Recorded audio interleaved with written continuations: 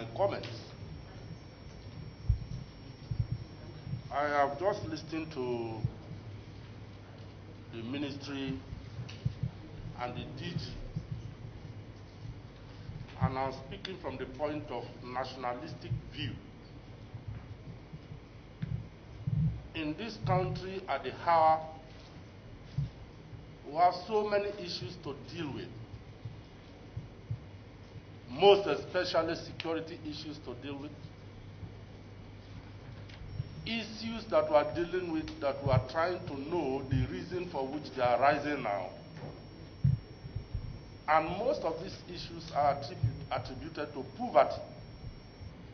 People are poor, people are unemployed, people don't have what they are doing, people are hungry.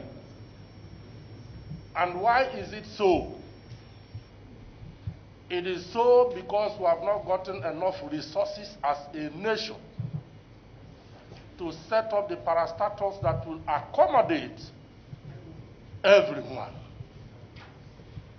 And as this country is, today we are operating a mono economy, that we are dependent on oil. And as one that is from the Niger Delta, precisely Bayelsa, I know what we are paying as a people, the price we are paying, even for the oil that is sustaining everybody in this country. And we are equally hearing as people that are from the zone, maybe in a short while, oil may finish. We don't know when. And therefore, every reasonable government is looking for alternative sources of revenue. And I'm amazed and surprised today that this lottery industry can offer this country a lot of money that can be directed to help our youths and women in the aspects that are lacking.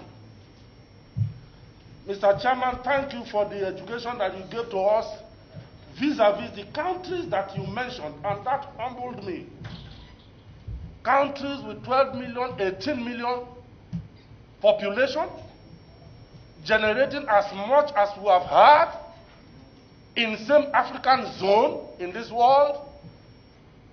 And here in Nigeria, we have close to 200 million people.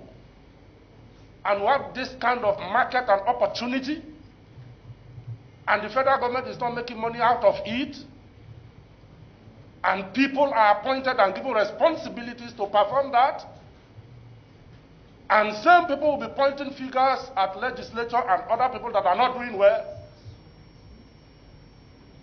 I want to put it across to you people that are operators of this industry in this country. Before camera, you now put yourself vis-a-vis with the other countries, smaller countries in African sub-region, and the resources they are generating to help their nations, and what you claim to be generating. And because you cannot deal with conflicts in the industry, and if you are willing to deal with the conflicts in the industry, you are not dealing with them within time, maybe because, as Nigerian concept is, somebody somewhere is making gain out of the conflict. I want to say to you that we are not fair to this country.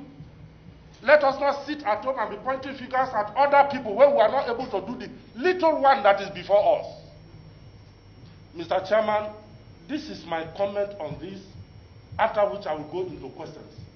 But I'm so displeased because of the educational way you came out with, putting Nigeria vis-a-vis with other smaller countries.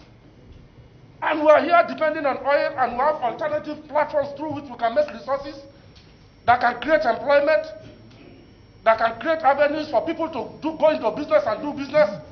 And one or two persons are sitting on top of the system, perhaps driving the conflict behind, not ready to resolve the conflict so that it will linger, so that some monies are going into private pockets. Is this the country we should be living in and hoping that we will be better? Mr. Chairman, sir, thank you for the opportunity, and I want to thank everybody for listening to my voice.